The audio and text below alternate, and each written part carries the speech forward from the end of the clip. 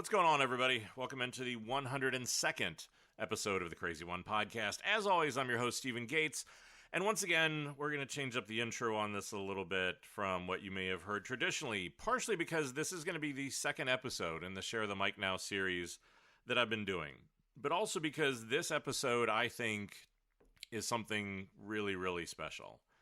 And it came about probably about the third week of June. I got a message on Instagram, and it was one of those moments, maybe it's happened to you, where you get a message from somebody and you almost have to do a double take. Because the message was from a woman named Sylvia Baffour. And the reason why I did a double take was because probably somewhere around the end of last year, somebody had recommended a book to me called I Dare You to Care. And it turned out that it was Sylvia's book. And it really is about emotional intelligence, to really look at how to use it to inspire, to influence, and to grow. And I think, obviously, those have all been themes on this show, so it's really sort of become a go-to reference for me. And as I started to look into her background more after I read the book, I just sort of become even a little bit more starstruck as, you know, it's hard to contain her to one thing. I think she is an author, a speaker. Obviously, she's an emotional intelligence expert, but she was also mentored for over 13 years by Dr. Maya Angelou. And she had just reached out saying, just basically, thank you for what it was I was doing and trying to have this conversation. And so I tried to seize upon the moment and to be able to say how much I admired her work as well, and invited her to come and to be able to create an episode. And very much to my humbled amazement and surprise, she agreed. That's what this episode is about today. It's an episode from Sylvia that I think hopefully will be one of the best of the entire show that I've done here. She is going to be launching a podcast, I think, within the next month. I think after you hearing this, you will be like me, sort of eagerly awaiting that launch so that you can hit the subscribe button. But I am incredibly humbled and incredibly happy to be able to introduce Sylvia Baffour. So I'm beyond grateful for the opportunity to share a few minutes of time with you. I've been an avid listener of the Crazy One podcast for a few months now, and I find it refreshingly real and down to earth and informative.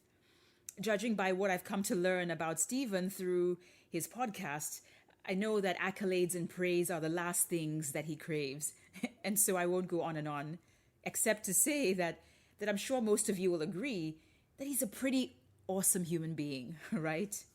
Okay, well, enough of that. Let's jump right in. So maybe you're the one listening in today who hoped that this new decade would be quite different. Maybe you hoped that it would bring with it a real sense that you could accomplish more than you ever imagined or thought possible. At the beginning of each year, well, at least in our adulthood, we sit down and maybe if you're like me with a glass of wine or a glass of champagne, and we set new goals. You know, we set goals of what we hope to achieve by the end of the year. Well, it's no surprise to any of us that 2020 threw a huge wrench in all of our plans, to put it politely. I mean, let's face it, in many ways, it's felt like a total detonation of everything we've known to be normal. I mean, you know, think about this. What did you have planned for 2020 that is no longer happening? I mean, for me, live in-person keynote presentations, that's out the window. Maybe for you, it's weddings or vacations or a trip to help out an aging parent or a loved one in need. Maybe it was just a new move to a new job that no longer is happening. Let's face it, 2020 was supposed to be the beginning of a special decade. I mean, the way I saw it, I think it literally paralleled great eyesight for a reason. I mean, just like the name says, 2020, the year of clear-sighted vision. And somehow I feel like many of us felt that, you know?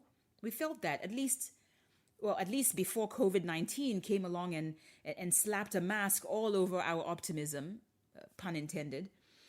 You know, I bet you've probably even forgotten what all the celebration around December 1st into January 1st, 2020 felt like. Because to be honest, it's kind of felt like a shit show since then, hasn't it?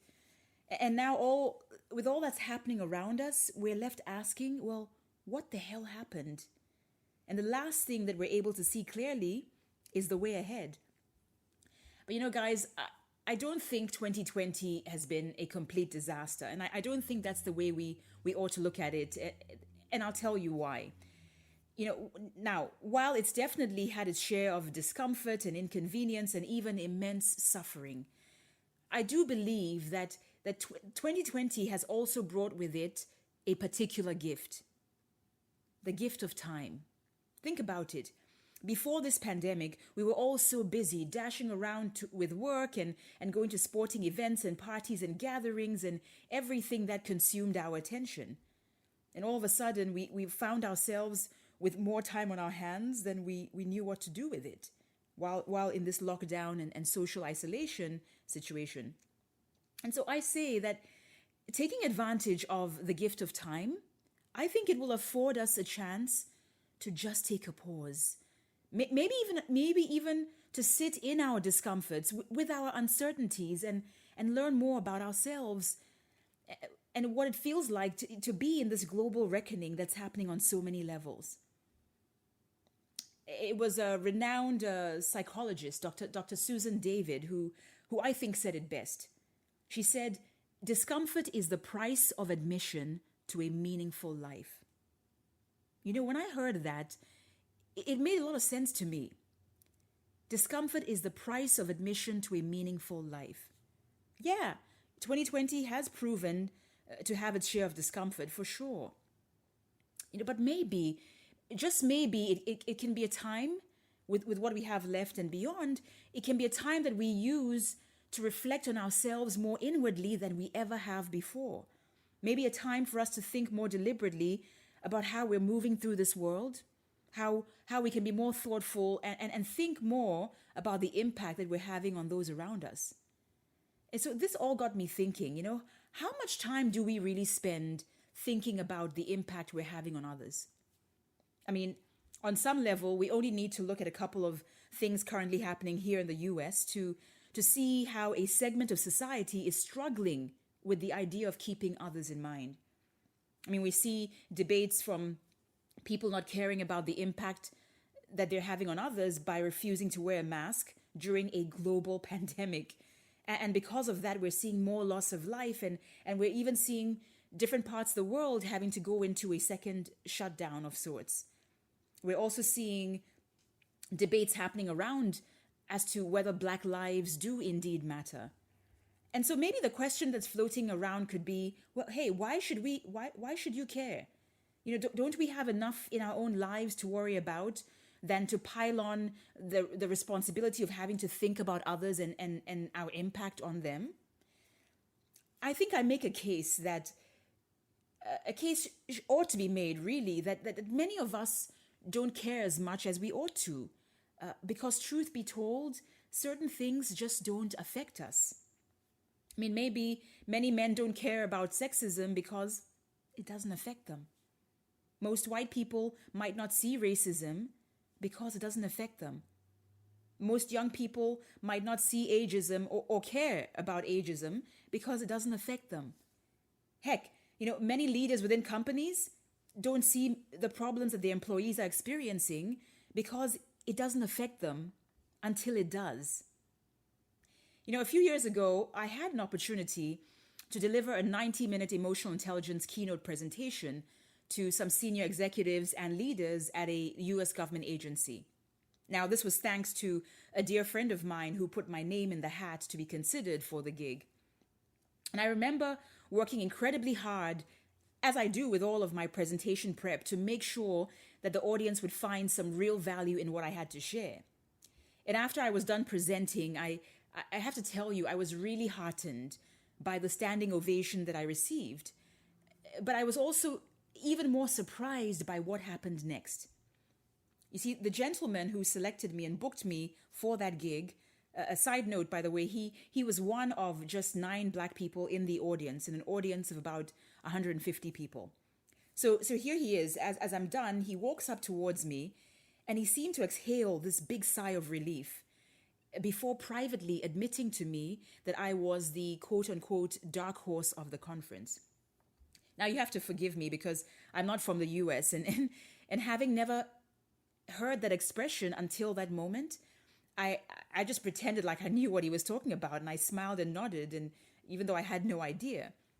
But the next moment, I heard a comment that came from the Deputy Inspector General of the agency. She was a black female, and what she said to me helped make sense of that dark horse comment that I had just heard a moment earlier. First, she thanked me profusely, and then she did something that I thought was a little bit odd. She rubbed the back of her hand as she said to me, "You have no idea what you just did for us." Now, being a fellow black person, I knew instantly what she meant when she rubbed the back of her hand.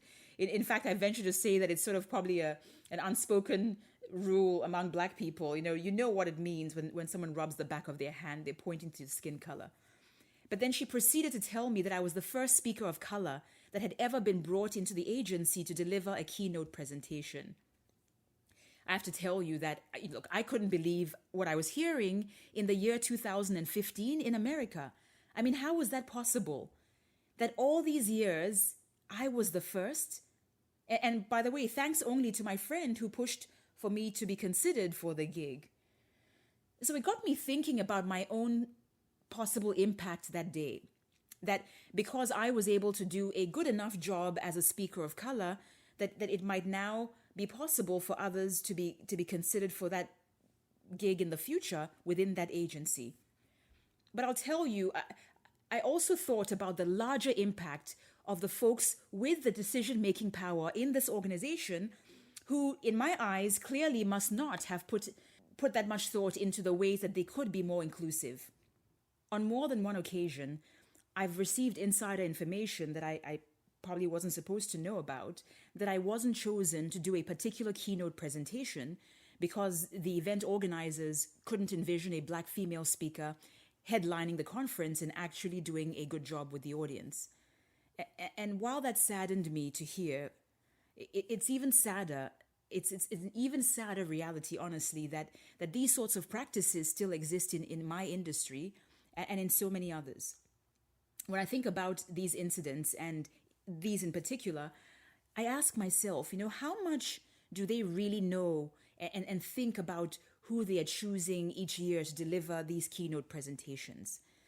What are they depriving themselves and their audiences of by not thinking about the larger impact and the ways that they can make a difference by being more inclusive? And I'd say to you that if you happen to be in a position of power or influence of any sort in your workspace, is there an opportunity for you to challenge yourself to be more deliberate about how you're including others in opportunities that you have the power to make available to others? Now, I didn't share those stories with you in search of sympathy, but rather to get us all thinking more deliberately about about our impact on others, right? About our own impact. Because maybe you are that person listening in a leadership position with a chance to influence things in a greater way moving forward. I mean, many of us feel like we're good at empathy, right? I think many of us feel like we know what it's like to step in the shoes of others, and we know how to do that. But then I ask, is there room to care more? Do we have room to care more about connecting with others who are different from us, in understanding where they're coming from, even in those moments when we may not necessarily agree with them? I mean, how much exactly do we think about the impact of our decisions, our actions, our mere presence might have on those around us? The way I see it, with this added gift of time that we all have, maybe it is time. Maybe it's time that we listen more. Maybe it's time that we appreciate other perspectives and just become more thoughtful about the ripples that we are each putting out there. I think it was U.S. comedian and actor Jim Carrey who said, "The effect you have on others is the most valuable currency there is." Think about that for just a moment. The effect you have on others is the most valuable currency there is. And I believe that. But why again should you even care about this? Well, let me digress for a moment, because I want to cite something that countless psychologists have often asserted. The happiest people in the world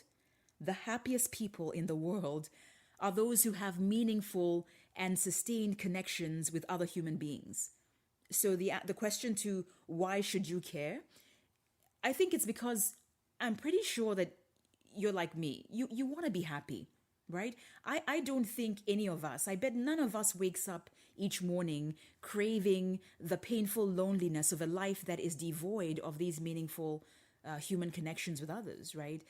And the bottom line, though, is that we cannot enjoy those connections and those meaningful relationships if we don't care about the impact that we have on others, plain and simply. If we don't care about doing the work to become the kinds of people that others truly enjoy wanting to be around. Now, speaking about caring, 27 years ago, I had an experience that profoundly changed a part of my personality forever. So if you'll indulge me for just a quick moment in this story. So I was living in a government boarding school in Bulawayo, Zimbabwe at the time, and I remember the day very clearly. I had just won an important tennis tournament, and I was walking back to the dormitory with this belief that all my dorm mates were going to delight in my hard-earned victory and celebrate with me. So as I approached the dorm, I couldn't help noticing an eerie silence coming from a dorm that really should have been busy and bustling with a bunch of 15-year-old girls opening and closing their wooden foot lockers before heading off to the showers for designated bath times. Yeah, so my boarding school, to give you a little bit of a picture, I always tease that it was like Alcatraz, with metal beds and wooden foot lockers, and yeah, it wasn't the most glamorous of living situations. So as I turned the corner from the corridor into our dorm, my fears were realized. Something was wrong. And I was thinking, why were all these 15 girls, my dorm mates, kind of huddled around a couple of beds at the very end of the dorm with the dorm prefect motioning me in to come in and sit with them? Now, guys, you know very well that feeling that you get when, maybe it was in your childhood, I don't know, that feeling you get when you know you're in trouble for something, but you don't quite know what it is, right? Yeah, that feeling. So with my little heart pounding and my bony knees knocking, I stumbled into the dorm and I dropped my racket case and reluctantly I sat down. And then it began. No warning. These girls, I'm telling you, they gave me a piece of their mind. I mean, their verbal accusations were unbelievable. In fact, it felt like a verbal assault, to be honest with you. And when it finally came to a merciful end, in what felt to me like an eternity, and I'm sure it was just a few minutes, it was brutal. I was so bewildered and uncomfortable and really embarrassed. And I remember the last thing I remember hearing these girls say was, "You think you know everything, and we don't like being around you because you make people feel small when they're around you." Now, guys, you've got to imagine that I was blown away. I mean, sitting there in disbelief with tears rolling down my face, my little teenage face, and I was thinking, how could I be any of these horrible things that they're accusing me of? And I'll tell you, for the next 2 weeks, I gave them all the silent treatment. I mean, I was very good at that. I thought they deserved it, and I was like, you know what? I don't need these girls anyway. So I thought. But once my anger subsided, as it always does, right? So once my anger subsided, I began to think more clearly about everything that had happened. And there was this voice in my head that just kept saying, Sylvia, what are the odds that all 15 girls are wrong and you are the right one? What are the odds of that? So, whenever I've shared this story with friends, I'll tell you that I found that sometimes they get a little bit caught up in the idea that, hey, Sylvia, that's a bad story. Wow, those girls sound so harsh and cruel. That definitely wasn't fair. Now, do I think that they could have been less mean and a bit more tactful in the way they approached me? Yeah, well, maybe. But there's a larger and more important point that I want to make. Because oftentimes, the way that we intend to be experienced can be very different from how people actually experience us. And my thought is that if there is a gap between the two, then isn't it up to us to kind of figure out if and how we want to close the gap, or at least try to narrow it? Now, I'm not suggesting that we spend our lives trying to control how others feel about us. I mean, that's not our responsibility to control that, and I wouldn't ask that of you.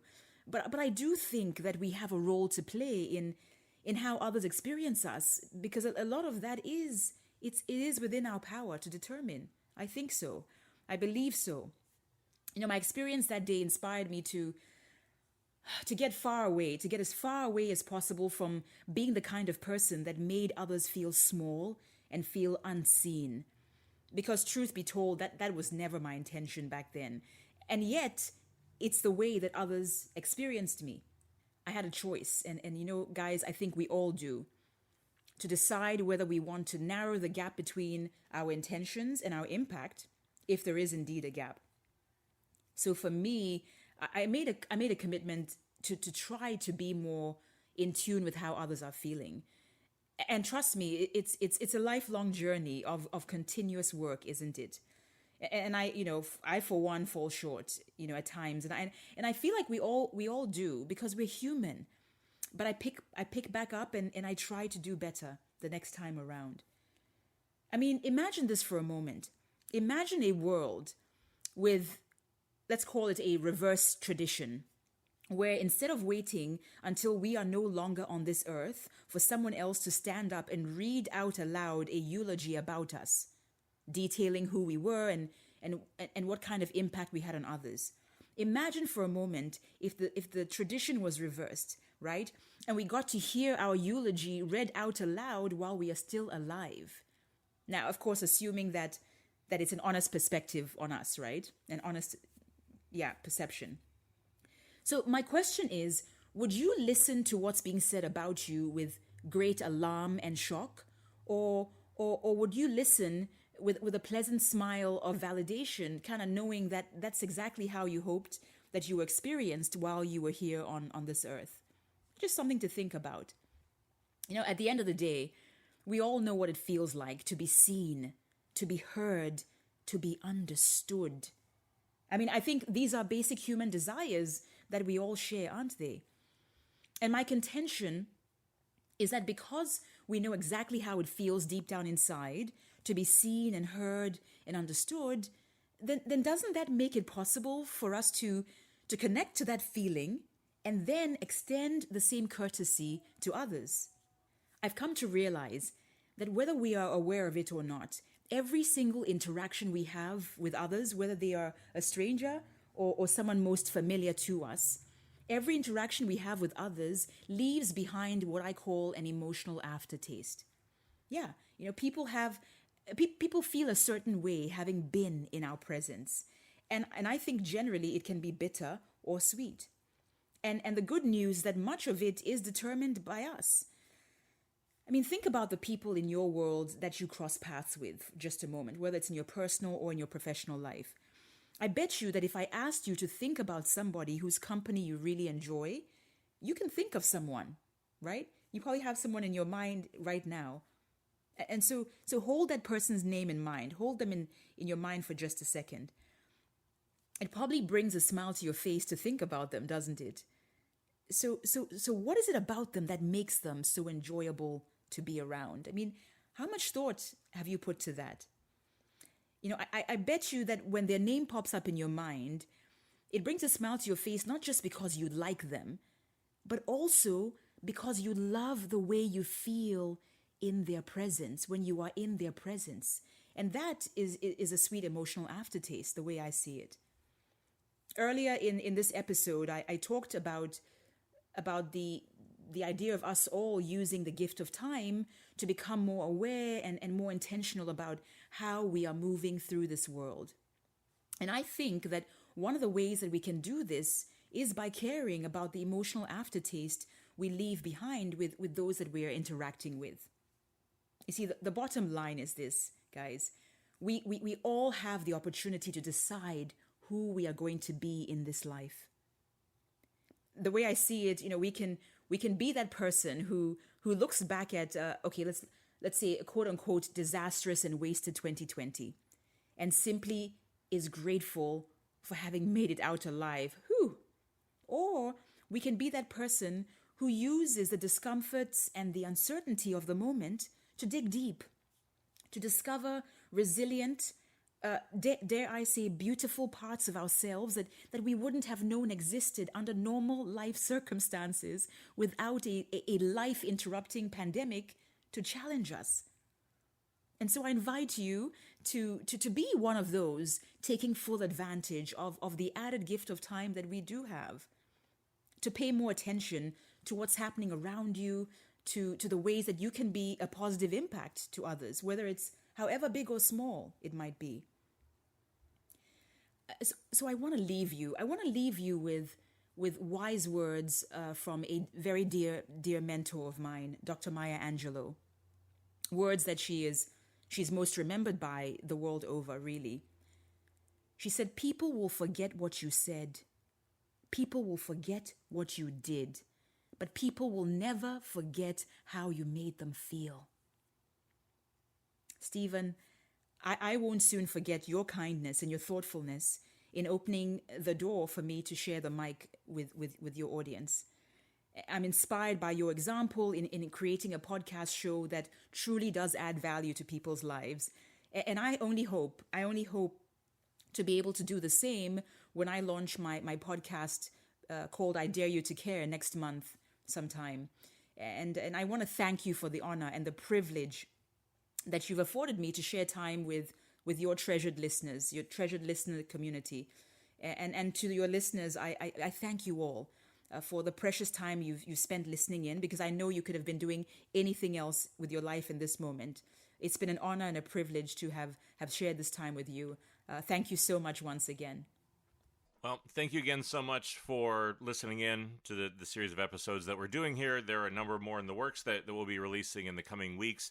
Once again, I would encourage you that if you are a speaker, an influencer, if you have any platform at all, I think, this is obviously a conversation and a cause that is incredibly worthy and worth getting behind, and would love to be able to see more people be able to be a part of this so we can sort of broaden the conversation. But again, thank you so much for that. Look for more of these in the future. And as always, stay crazy.